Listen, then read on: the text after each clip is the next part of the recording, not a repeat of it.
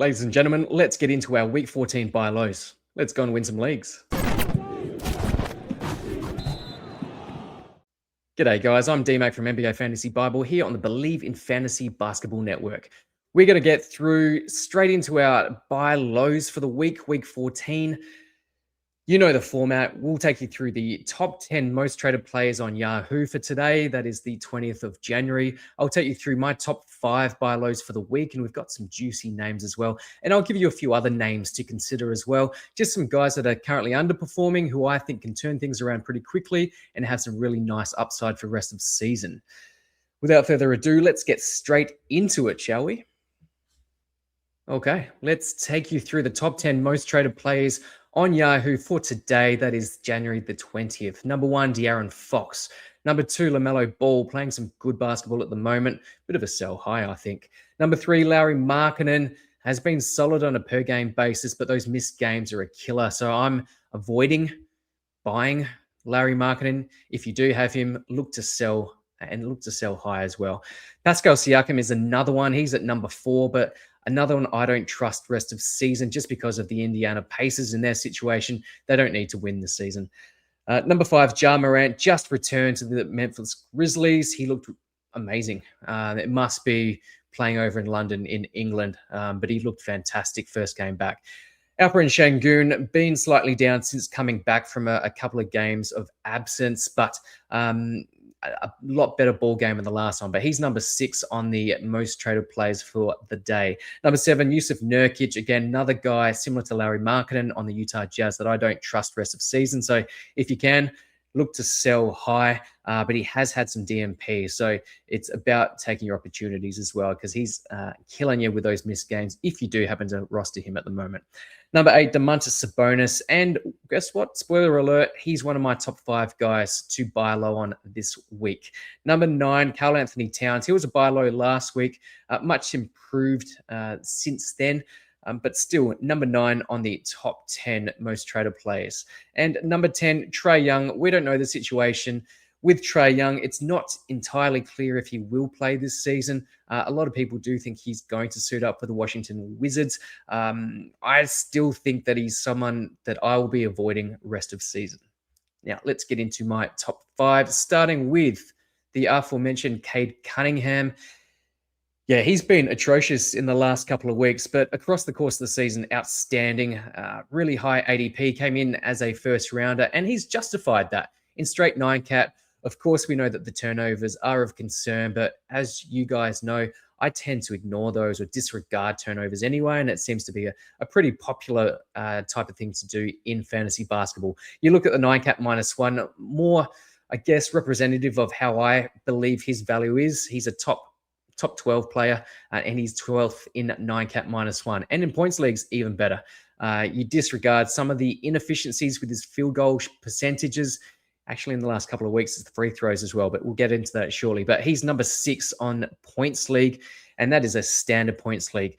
Thanks again. I'll mention #basketball for some of these rankings, particularly the 9 cat rankings. But in the last 2 weeks, Cade Cunningham, 324th. The last 2 weeks, he's only played 3 games. So small sample size, but he's shot horrifically from the field, but also from the free throw line. Uncharacteristically bad from the free throw line as well. The 3-pointers are down. The points are down. The rebounds are down. The assists are still really high, and the steals are down as well. So keep that in mind. Just highlighting some of those stats at the moment that are of concern. Yeah, field goals, free throw percentage, threes, points, and rebounds as well. And not to mention steals. Next one is Domantas Sabonis. Yeah, for me, he was taken too high in drafts. And yeah, we know that he hasn't played many games this season. Only 13 games played for the entire season. And he's been extremely disappointing. So he's a buy low from that respect from the entire season. But even in the last 2 weeks, he's been poor. And yes, again, small sample size, similar to what we saw with Cade Cunningham. Only 3 games, and that was due to, I guess, some absences due to injury, but also poor schedule with the Detroit Pistons. Sabonis has only just returned from injury, so he's ramping up, and I think this is a great opportunity to buy low on him. Comparing his numbers to last season, He's just down in some of the key areas that he's been traditionally really strong in. That's points, that's rebounds, and that's assists. Still strong in field goal percentage, very strong, in fact. But we knew coming into this season, there was a lot of mouths to feed, a lot more usage. We saw some of the guys like Levine joined the team late last season. We thought that would be to the detriment of Sabonis, but of course the injuries haven't helped as well. But I still believe it's a buy low opportunity for Domantas Sabonis because 263rd in the last 2 weeks in 9-cat is just not Sabonis. He's much better than that. 197th in the last 2 weeks in points leagues. He was perennially a first-round points league player for a long time as well. So I don't think that he'll get back up to that, but 197th is just not where we think Domantas Sabonis is at the moment. So buy low on the big man from Sacramento Kings.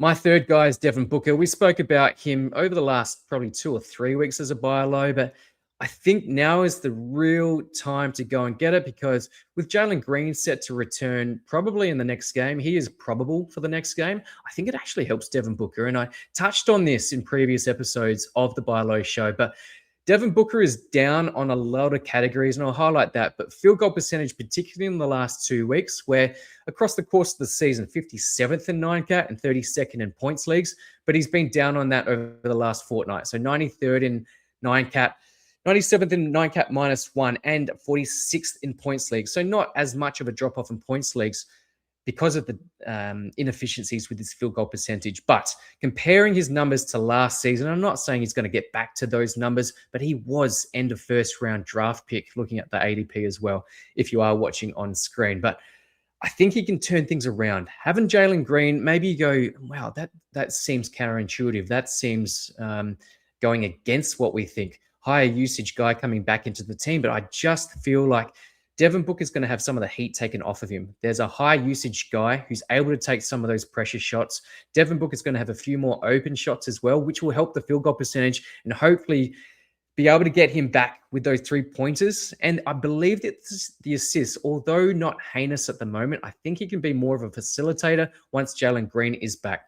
That's probably going to be at the detriment of the likes of Colin Gillespie, but I think it does help Devin Booker longer term. And I'm not saying he will be that first-round guy that a lot of us were hoping for at the start of the season, but he will turn things around. So buy low on Devin Booker. Next one, Giannis. Now, it's a little bit puzzling as to what's going on with Giannis at the moment. He's had a solid season, solid yet not spectacular. Now, looking at the numbers across the entire season, we know that he is a punt free throw guy. So in traditional 9-cat rankings, 52nd, that's not a surprise. 9-cat -1 is more reflective of where his true value is. You punt free throws, he's the 11th best player.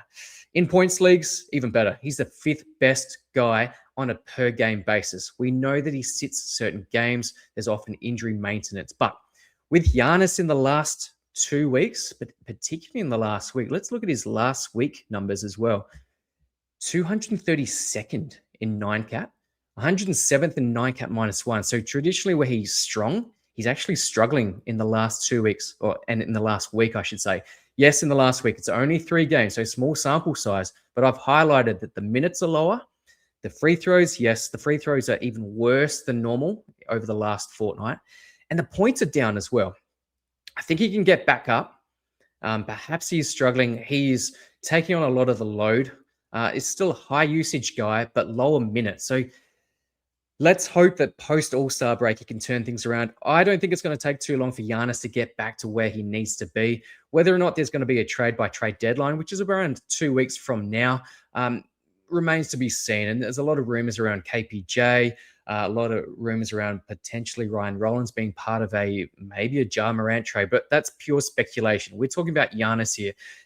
The numbers just don't stack up over the last 2 weeks, but particularly in the last week as well. So go and buy low on Giannis. It may be difficult to execute, but there is that window of opportunity. And I do highly suggest that if you are punting free throws in a category league, then go and get yourself some Giannis. The next one is Stephen Curry. And you may look at his numbers and go, hey, he's actually been not too bad over the last 2 weeks. 7 games, 21st in 9-cat over the last 2 weeks, compared to his overall rank for the season of 6th in 9-cat. He's not as effective in points leagues. We know this. He's a highly efficient guy. There's not as much value in points leagues, but still, over the last 2 weeks, not as good. But you may be wondering why he's in my top 5. Over the last week, he's even been worse. The minutes have been slightly down. The free throws, I've highlighted free throws, and you're going, he's 100% from the free throw line, but it's about the volume. He's getting to the line only 1.5 times per game in the last 4 games. That's not boosting his value. Yes, he's hitting every single shot. So what's that? 6 free throws over the last 4 games is not enough to get that true elite free throw percentage value from Stephen Curry. 3-pointers are down. The points are down. The steals are also down on his season average. But the biggest thing here, and unfortunately, it is because of the Jimmy Butler news. Torn ACL. He's out for the season. Stephen Curry needs to step up. The Golden State Warriors are the 8th seed in the West at the moment, and for them to have any chance of making it into the playoffs or even in the play-ins and having a chance to make it into the playoffs, Stephen Curry needs to step it up. Jimmy Butler, high usage guy. I think Stephen Curry takes on more of that load, and we've heard, yes, DeAnthony Melton and possibly Jonathan Kuminga breaks back into that rotation. Podziemski is another name. Will Richard is another name. So all these other guys, even Buddy Hield in deeper leagues as well. A lot of these guys, yes, they will take on more of the load without Jimmy Butler. But I think the number one guy that's taking on the load here is Stephen Curry. He needs to step up. He is the true leader of this team. Draymond, I think, is even a bit of a winner out of this as well. But Stephen Curry, I think he will step up and he needs to. And I think he gets back to that first round value as well. So take advantage where you can. I'm buying low on Stephen Curry. Just very quickly, some other buy lows. We mentioned Ryan Rollins last week on our buy low show, and the Bucks haven't played that many games as well. So he hasn't really been able to turn things around. A bit of an improved game in the last one for the Bucks, but I still think there's a great opportunity to buy low on Ryan Rollins, particularly as there are, as I mentioned earlier, the rumors around potentially Ja Morant coming into the team. Maybe you can convince the manager that has Ryan Rollins, and for that matter, the next guy on the list, Kevin Porter Jr., you can convince them that Ja Morant's joining the Bucks, and therefore their value is going to be steeply decreased. So I would be buying low. Both of those guys have been underperforming the last fortnight, probably even longer than that as well, but particularly in the last fortnight. So go and buy a low on Ryan Rollins and Kevin Porter Jr. Some other names there, Miles Bridges, and you can see how they've been really deficient in the last fortnight. Miles Bridges, Josh Hart, they've just been down in a lot of categories. Franz Wagner and Drew Holiday, slightly different. They are ramping up, coming back from injury as well, so longer-term injuries. So they are ramping up, reduced minutes. Drew Holiday also missed a game as well. So take advantage right now because I think they will ramp up. With Drew Holiday, yes, Scoot is still to return. There were a couple of games without Denny Avdia as well, but I still think Drew Holiday can be that top 100 guy, probably even better, top 80 rest of season. Kobe White, a lot better game than the last one, but you look at his numbers across the entire season, to be honest, but particularly the last couple of weeks, they've been really disappointing. But in that last game, huge. He was hitting his threes, hitting his shots, and that means a whole heap to his entire value. But Kobe White, I still think there's that window, a lot more difficult to execute now after the last game. He was sensational. And I think there's more to come from Kobe White as well. OG Anunoby, Jaylen Brown, and Kevin Durant have all been slightly down in the last week for those reasons. But it comes down to the shooting, the field goal percentage for all three of those guys, free throws for Durant and for OG and Anunoby, and 3-pointers for OG as well. Kevin Durant, even though he's not a high blocks guy, he still had a decrease over the last fortnight as well. So he can still get some more value out of that. But again, harder to execute on a guy like Kevin Durant because you know that it's not going to be sustained poor shooting. And I watched a game the other day. He missed 2 free throws in a row. I can't remember the last time he did that as well. So take advantage where you can. When people are purely looking at the numbers, I think there is that window of opportunity to buy low on those 3 guys as well. So check that list out. Bookmark it if you have to. But all of these guys are buy lows. Now, finally, you know the format here, but we go through just some injury buy lows. Again, I say it every single week, but just a reminder, we like to take advantage, exploit, if you will, the guys or the managers that do have a plethora of injuries in their squad. If these guys are available, if they are up on the trade block, or you know that potentially there is some other injuries that the manager is dealing with. These guys on screen are injury buy lows. Josh Giddey, he should be back any day soon. So I think that he's a great buy low opportunity right now as well. Kawhi Leonard, going to miss at least 2 games. Other guys for the Clippers have stepped up, but I think Kawhi Leonard, first round guy on a per game basis, in a way, it does slightly concern me about the injury, but I think on a per game basis, so Roto situation, Roto League, absolutely go and buy low Kawhi. And I still think you can do so in a head-to-head league as well. Isaiah Hartenstein, we haven't heard a great deal about his status, but I still think that he should be back within the next week or so. Tyler Hero, about a week out. So I would still be buying low on Tyler Hero. I think his upside is really good. Darius Garland, the upside isn't as high, I believe, compared to Tyler Hero. But again, the source of assists can be really difficult to get at times off the waiver wire. So go and buy low on Darius Garland, who I think will miss about a week. Longer term, well, slightly longer term, Jalen Williams, J-double, miss about 2 weeks for OKC. Same goes for Keegan Murray. He'll come back. The struggling Kings as well. So he's going to be the focal point rest of season. Perhaps he does get sat closer to the end of the season, but I still think there's some value there rest of season. But again, it does depend on what you are to offer. Don't go too high for the guys like Keegan Murray. Austin Reeves, yeah, the Lakers have missed him. We've missed him. Go and buy low. I think he's around 2 weeks away. And the ultimate injury buy low, the man pictured there, Nikola Jokic. I think he's around 2 to 3 weeks, probably around 2 weeks away from returning to the Nuggets lineup. If you can execute that one, you go a long way towards winning your league. So go and buy low on Nikola Jokic. That's a wrap, guys. Really quick show tonight. However, let me know what you think. Don't forget to like and subscribe to all things NBA Fantasy Bible. And of course, do the same for Believe in Fantasy Basketball, YouTube, Twitter, Instagram. Follow us on all of our socials. Don't forget to subscribe. It goes a long way. Thanks so much, guys. Let me know what you think in the comments. Who did I miss? Who have you executed, or what trades have you executed? Because I'm really keen to know your success stories. Thanks so much, guys. And until next time, see ya.